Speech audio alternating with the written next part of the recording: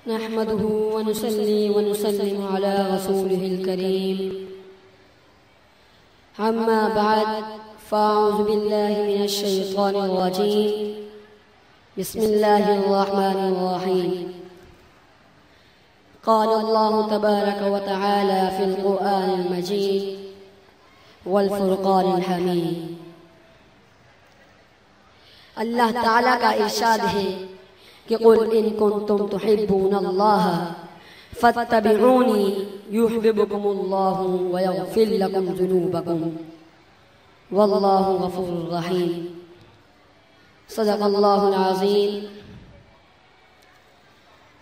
صدر گرامی محترم، خدا کی محبت کا اہل اور اس کے پیار کا مستحق بننے کے لیے ہر مذہب نے ایک ہی تدبیر اختیار کی ہے، اور وہ یہ ہے کہ اس مذہب کے شارع اور طریقہ کے بانی نے جو عمدہ نصیحتیں کی ہیں ان پر عمل کیا جائے.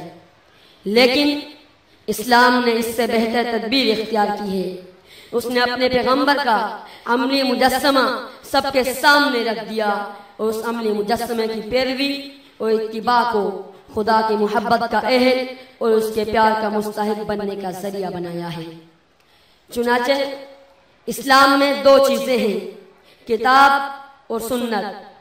کتاب سے مقصود خدا تعالیٰ کے احکام ہیں جو قرآن مجید کے ذریعے سے ہم تک پہنچے ہیں، اور سنت جس کے لغوی معنی راستہ کے ہیں، وہ راستہ جس پر پیغمبر علیہ السلام خدا تعالیٰ کے احکام پر عمل کرتے ہوئے گزرے.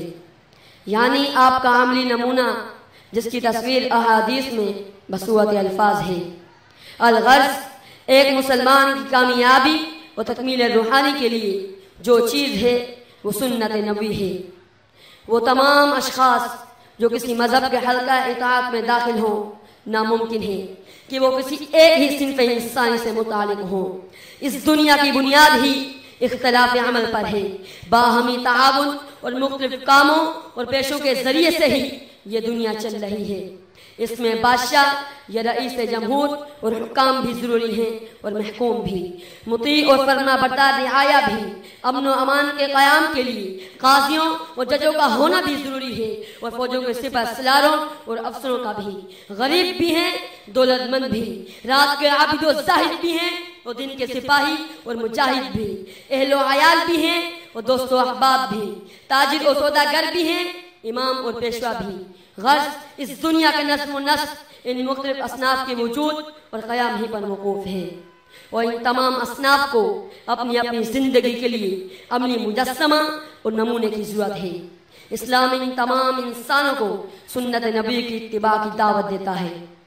اس کے صاف معنی یہ ہے کہ وہ مختلف طبقات انسانی کے لیے اپنے پیغمبر کی عملی سیرت میں نمونے اور مثالیں رکھتا ہے جو ان میں سے ہر ایک کے لیے الگ الگ ہدایت کا چراغ بن سکتا ہے. اسلام کے صرف اسی نظریے سے ثابت ہو جاتا ہے کہ پیغمبر علیہ السلام کی سیرت پاک میں جامعیت ہے، یعنی انسانوں کے ہر طبقہ اور صنف کے لیے ان کی سیرت پاک میں نصیحت پذیری کے لیے عمل کا درس اور سبق موجود ہیں. ایک حاکم کے لیے ایک محکوم کی زندگی، اور ایک محکوم کے لیے ایک حاکم کی زندگی، ایک دولت مند کے لیے ایک غریب کی زندگی، اور ایک غریب کے لیے ایک دولت مند کی زندگی کامل مثال اور نمونہ نہیں بن سکتی.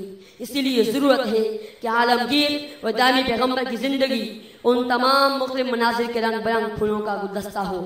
اصناف انسانی کے بعد دوسری جامعیت خدائی انسان کے مختلف لمحوں اور مختلف افعال کی ہے. ہم چلتے پھرتے بھی ہیں، اٹھتے بیٹھتے بھی ہیں، کھاتے پیتے بھی ہیں، سوتے جاگتے بھی ہیں، ہنستے بھی ہیں، روتے بھی ہیں، سیکھتے بھی ہیں، سکھاتے بھی ہیں، کھاتے بھی ہیں، کھلاتے بھی ہیں، اپنی جان دیتے بھی ہیں اور بچاتے بھی ہیں، عبادت و دعا بھی کرتے ہیں اور کاروبار بھی. ہمیں ان تمام امور کے متعلق جو ہمارے مختلف افعال جسمانی سے تعلق رکھتے ہیں عملی نمونے کی ضرورت ہے جو ہمیں ہر نئی حالت کے پیش آنے میں ایک نئی ہدایت کا سبق اور نئی رہنمائی کا درس دیں. غرض کہ ایسی شخصی زندگی جو ہر طائفہ انسانی اور ہر حالت انسانی کے مختلف مظاہر اور ہر قسم کے صحیح جذبات اور کامل اخلاق کا مجموعہ ہو۔ صرف محمد رسول اللہ صلی اللہ علیہ وسلم کی سیرت ہے۔ اگر دولت مند ہو تو مکہ کے تاجر اور بحرین کے خزینہ دار کی تقلید کرو، اگر غریب ہو تو شیخ ابی طالب کے قیدی اور مدینہ کے مہمان کی کیفیت سنو، اگر بادشاہ ہو تو سلطان عرب کا حال پڑھو، اگر رعایا ہو تو قریش کے محکوم کو ایک نظر دیکھو، اگر فاتح ہو تو بدر و حنین کے سپہ سالار پر نگاہ دوڑاؤ، اگر تم نے شکست کھائی ہے تو مارکہ احد سے عبرت حاصل کرو، اگر تم استاد اور معلم ہو تو صفا کی درسگاہ کے معلم قدس کو دیکھو، اگر باعث اور ناصح ہو تو مسجد مدینہ کے منبر پر کھڑے ہونے والے کی باتیں سنو، اگر تنہائی و بے کسی کے عالم میں حق کی منادی کا فرض انجام دینا چاہتے ہو تو مکہ کے بظاہر بے یار و مددگار نبی کریم صلی اللہ علیہ وسلم کا اسوہ حسنہ تمہارے سامنے ہے۔ اگر تم حق کی نصرت کے بعد اپنے دشمنوں کو ضعیف اور مخالفوں کو کمزور بنا چکے ہو تو فاتح مکہ کا نظارہ کرو۔ اب اگر اپنے کاروبار و دنیاوی جدوجہد کا نظم و نسق درست کرنا چاہتے ہو تو بنی نذیر، خیبر اور فدیق کے زمینوں کے مالک کے کاروبار اور نظم و نسق کو دیکھو۔ اگر یتیم ہو تو عبداللہ و آمنہ کے جگر گوشہ کو نہ بھولو، اگر بچہ ہو تو سلطان عرب کا حال پڑھو، اگر سفری کاروبار میں ہو تو بصرہ کے کاروان سالار کی مثالیں ڈھونڈو، اگر تم بصرہ کے کاروان سالار کی مثالیں ڈھونڈو، اگر عدالت کے قاضی اور پنچایتوں کے ثالث ہو تو کعبے میں نور آفتاب سے پہلے داخل ہونے والے ثالث کو دیکھو جو حجر اسود کو کعبے کے ایک گوشہ میں کھڑا کر رہا ہے۔ مدینے کی کچی مسجد کے صحن میں بیٹھنے والے موسیقی کو دیکھو جس کی نثر انصاف میں شاہ و گدا اور امیر و غریب سب برابر تھے۔ اگر تم بیویوں کے شوہر ہو تو خدیجہ اور عائشہ رضی اللہ تعالی عنہما کے مقدس شوہر کی حیات پاک کا مطالعہ کرو۔ اگر تم اولاد والے ہو تو فاطمہ رضی اللہ تعالی عنہا کے باپ اور حسن و حسین کے نانا کا حال پوچھو۔ غرض تم جو کوئی بھی ہو وہ کسی حال میں بھی ہو، تمہاری زندگی کے لیے نمونہ، تمہاری سیرت کی درست و اصلاح کے لیے سامان، تمہاری ظلمت خانے کے لیے ہدایت کا چراغ اور رہنمائی کا نور۔ محمد صلی اللہ علیہ وسلم کی سیرت جامعیت کے کبریٰ کے خزانے میں ہر وقت اور ہمادام مل سکتا ہے۔ اس لیے طبقہ انسانی کے ہر طالب اور نور ایمانی کے ہر متلاشی کے لیے صرف محمد رسول اللہ صلی اللہ علیہ وسلم کی سیرت ہدایت کا نمونہ و نجات کا ذریعہ ہے۔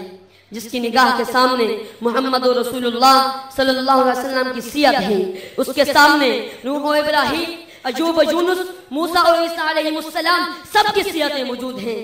عزیزان من، یہی سبب ہے کہ اللہ تعالیٰ نے اعلان فرما دیا کہ قل ان کنتم تحبون اللہ فاتبعونی یحببکم اللہ ویغفر لکم ذنوبکم واللہ غفور رحیم۔ اگر تمہیں خدا کی محبت کا دعویٰ ہے تو آؤ میری پیروی کرو، اگر تم بادشاہ ہو تو میری پیروی کرو، اگر رعایا ہو تو میری پیروی کرو، اگر تم سپہ سالار یا سپاہی ہو تو میری پیروی کرو، اگر تم استاد اور معلم ہو تو میری پیروی کرو، اگر تم دولت مند ہو تو میری پیروی کرو، اگر غریب ہو تو میری پیروی کرو، اگر بے کس اور مظلوم ہو تو میری پیروی کرو، اگر تم خدا تعالیٰ کے عابد ہو تو میری پیروی کرو، اگر تم قوم کے خادم ہو تو میری پیروی کرو۔ غرض جس نیک راہ پر بھی ہو اس کے لیے بلند سے بلند اور عمدہ نمونہ چاہتے ہو تو میری پیروی کرو۔ ارباب نظر کو کوئی ایسا نہ ملے گا، ارباب نظر کو کوئی ایسا نہ ملے گا، بندے تو بہت مل جائیں گے آقا نہ ملے گا۔